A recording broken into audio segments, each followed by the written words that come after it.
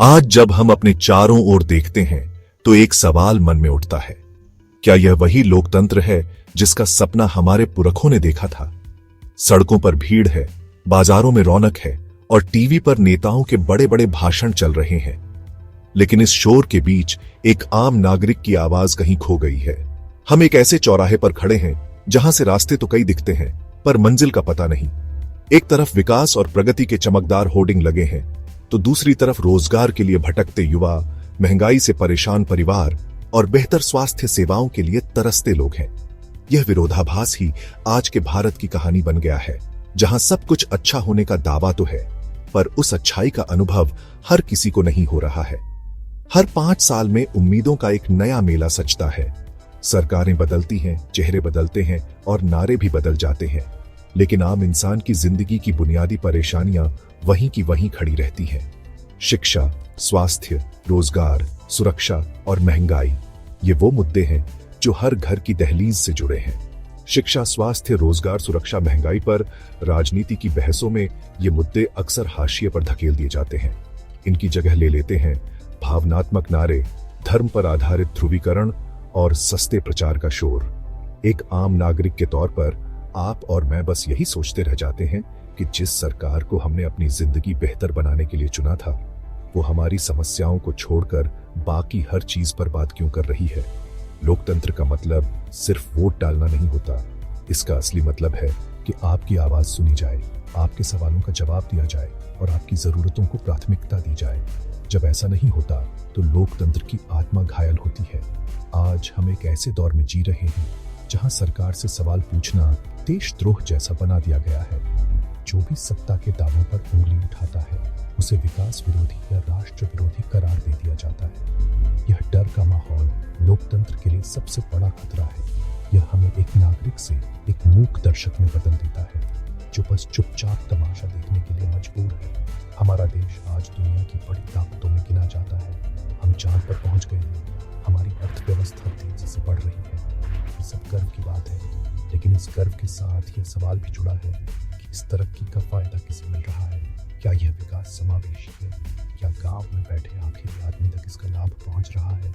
जब तक एक किसान को अपनी फसल का सही दाम नहीं मिलता, जब तक एक युवा को अपनी डिग्री के हिसाब से नौकरी नहीं मिलती और जब तक एक गरीब परिवार को महंगाई की मार से बचाया नहीं जाता, तब तक विकास के सारे आंकड़े बेमानी लगते हैं। लोकतंत्र की असली परीक्षा इसी बात में है कि वह अपने सबसे कमजोर नागरिक का कितना ख्याल रखता है। चुनाव आते हैं तो वादों की बारिश होती है। हर पार्टी कहती है कि वह शिक्षा को विश्वस्तरीय बनाएगी, स्वास्थ्य सेवाओं को घर घर पहुंचाएगी और करोड़ों नौकरियां देगी। लेकिन चुनाव खत्म होते ही ये वादे सरकारी फाइलों में दफन हो जाते हैं। स्कूलों में शिक्षक नहीं है, अस्पतालों में डॉक्टर और दवाइयां नहीं है और युवा रोजगार के लिए दर दर भटक रहे हैं। सरकारें हजारों करोड़ रुपए अपने प्रचार पर खर्च कर देती हैं। हर अखबार, टीवी चैनल और सड़क के किनारे आपको सरकार की उपलब्धियों के विज्ञापन दिखेंगे। लेकिन जब आप पूछते हैं कि इस प्रचार के पैसे से कितने स्कूल या अस्पताल बन सकते थे, तो आपको चुप करा दिया जाता है।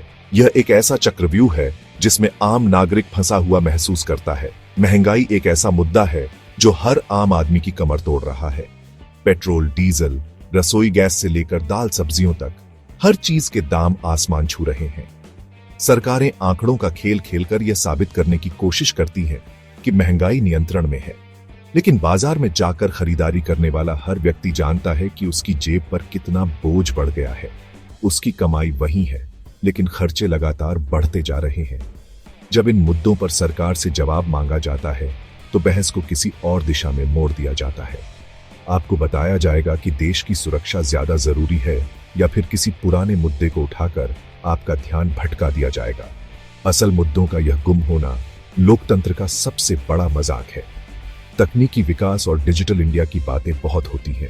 हमें बताया जाता है कि हम एक तकनीकी महाशक्ति बन रहे हैं, लेकिन जमीनी हकीकत क्या है?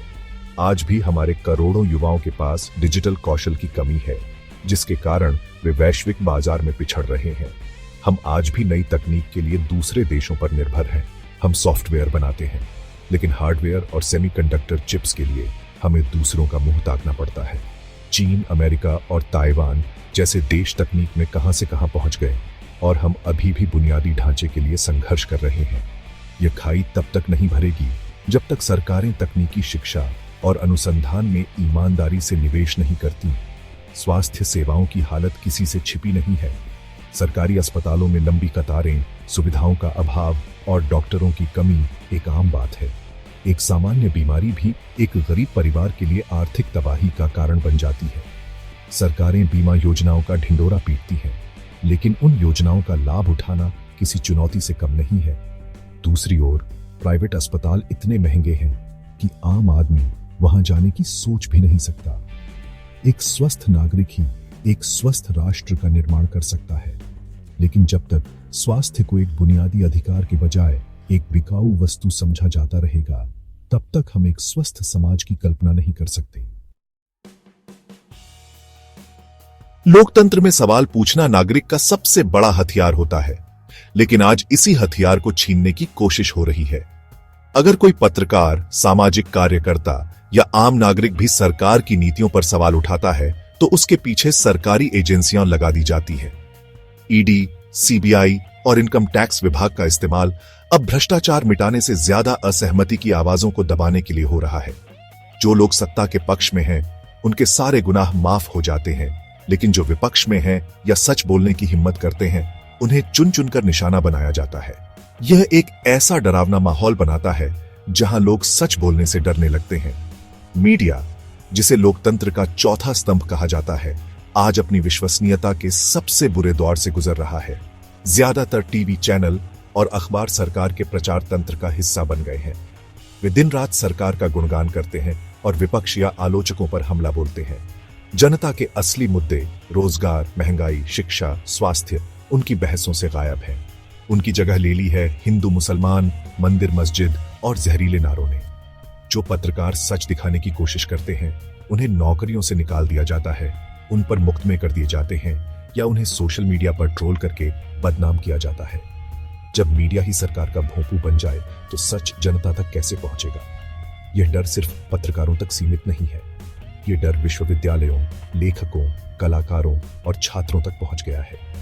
विश्वविद्यालयों में खुली बहस और चर्चा की परंपरा को खत्म किया जा रहा है। सरकार की आलोचना करने वाले छात्रों को अनुशासनात्मक कार्रवाई का सामना करना पड़ता है। जो लेखक या कलाकार अपनी कला के माध्यम से सत्ता पर तंज कसते हैं, उन्हें धमकियां मिलती हैं। यह बौद्धिक आपातकाल जैसी स्थिति है, जहां सोचने और अपनी राय व्यक्त करने की आजादी पर हमला हो रहा है। एक जीवंत लोकतंत्र के लिए विचारों का टकराव जरूरी है, लेकिन जब सिर्फ एक ही विचार को थोपा जाने लगे तो लोकतंत्र की सांसें घुटने लगती हैं। इस पूरे तंत्र में आम नागरिक खुद को अकेला और शक्तिहीन महसूस करता है। उसे लगता है कि उसकी आवाज सुनने वाला कोई नहीं है। वह सोशल मीडिया पर अपना गुस्सा निकालता है, लेकिन वहां भी उसे ट्रोल आर्मी का सामना करना पड़ता है। उसे पता है कि सिस्टम में कहां गड़बड़ी है। उसे पता है कि नेता उससे झूठ बोल रहे हैं, लेकिन वह करे तो क्या करे? एजेंसियों का डर, मीडिया का एकतरफा प्रचार और सड़कों पर विरोध करने पर होने वाली कार्रवाई ने उसे चुप रहने पर मजबूर कर दिया है। ये चुप्पी लोकतंत्र के लिए खतरनाक है। यह एक ज्वालामुखी की तरह है, जो बाहर से शांत दिखता है, लेकिन अंदर ही अंदर खौल रहा है। राजनीति में जब जवाबदेही से बचना हो, तो सबसे आसान तरीका है जनता का ध्यान भटका देना। और आज की राजनीति इसी कला में माहिर हो चुकी है। जब भी आप रोजगार या महंगाई पर सवाल पूछेंगे, तो आपको धर्म या राष्ट्रवाद का पाठ पढ़ाया जाने लगेगा। आपको बताया जाएगा कि देश खतरे में है और इस समय एकजुट होकर सरकार का साथ देना जरूरी है, न कि सवाल पूछना। इतिहास के गड़े मुर्दे उखाड़े जाएंगे, काल्पनिक दुश्मन खड़े किए जाएंगे और आपको यह महसूस कराया जाएगा कि आपकी रोजमर्रा की समस्याएं देश की बड़ी समस्याओं के सामने कुछ भी नहीं है। यह एक सोचा समझा खेल है, जिसमें आपकी भावनाओं का इस्तेमाल आपके ही खिलाफ किया जाता है। धर्म का इस्तेमाल राजनीति में एक शक्तिशाली हथियार के रूप में किया जाता है। यह लोगों को आसानी से बांट देता है और असली मुद्दों से उनका ध्यान हटा देता है। आपको यह नहीं बताया जाएगा कि आपके बच्चों के स्कूल में शिक्षक क्यों नहीं है, लेकिन यह जरूर बताया जाएगा कि आपके धर्म की रक्षा करना कितना जरूरी है।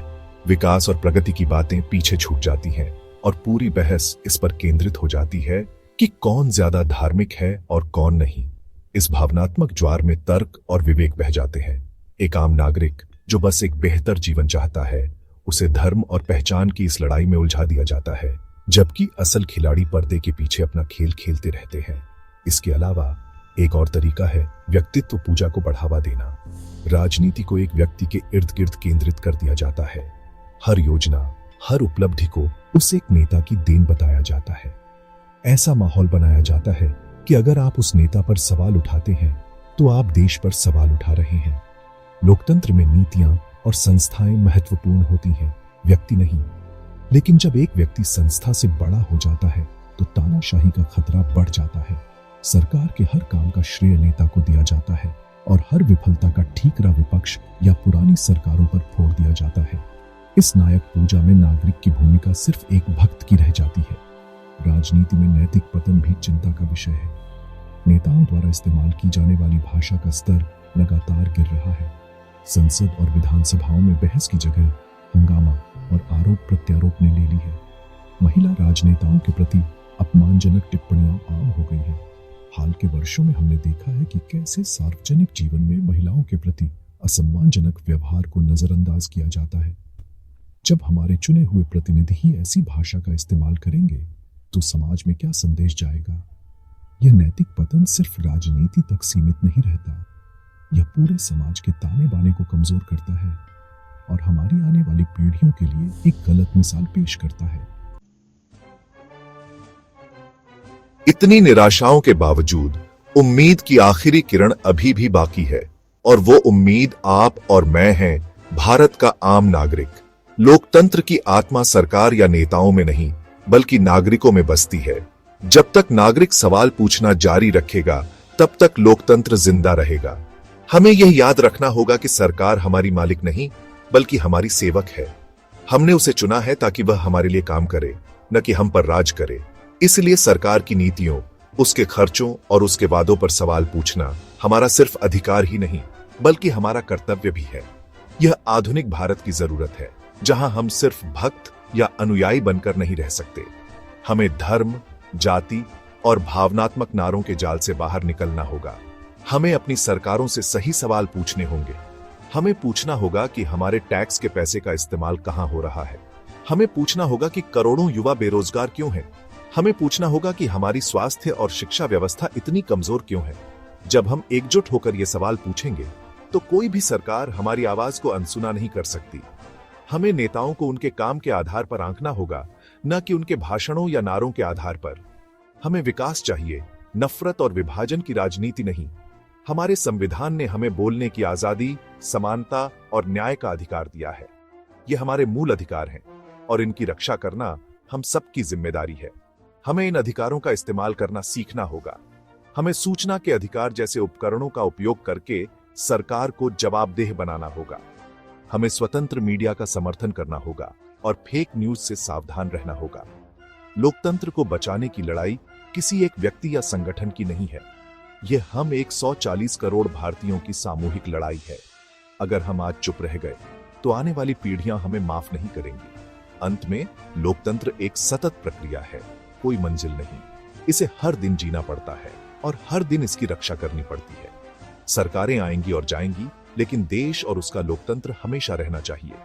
एक जागरूक और सक्रिय नागरिक ही लोकतंत्र का सबसे बड़ा रक्षक होता है। आइए हम सब मिलकर अपनी इस जिम्मेदारी को निभाएं। आइए हम सवाल पूछें, हम जवाब मांगे और हम एक ऐसा भारत बनाएं जहां लोकतंत्र का मतलब सिर्फ चुनाव न हो, बल्कि हर नागरिक की गरिमा, न्याय और बेहतर जीवन की गारंटी हो।